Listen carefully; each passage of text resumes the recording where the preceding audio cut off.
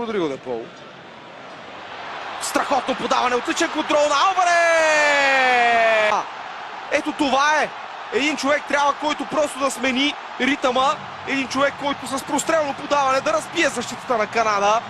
И всичко става с лекота. Просто овладяването на Хулиан Алварес бе от друга планета.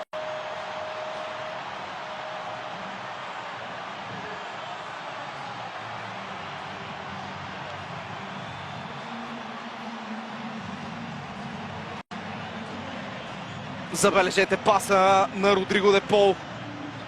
Феноменален наистина, но докосването на Алварес оставя реагира, а завършващия удар бе това, което много нападатели демонстрират между краката на вратаря.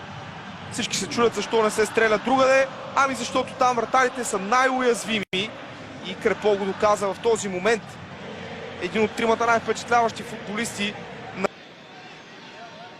Тук за Аржентина бързо изпълнен тъч от страна на Анхел Ди Мария. Меси, подаване в наказателното поле. Де Пол пита да върне отново към Меси. Лошо изчистена топка! 2-0 за Аржентина!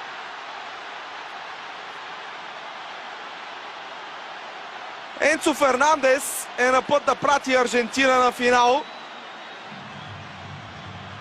Без особени затруднения. Казахме си в началото на това второ полувреме. Аржентина поведе на Канада в първия матч в 49-та минута. Сега малко след нейното изтичане вкарва втори гол. Тук обаче можем да го имаме отменено попадение. Защо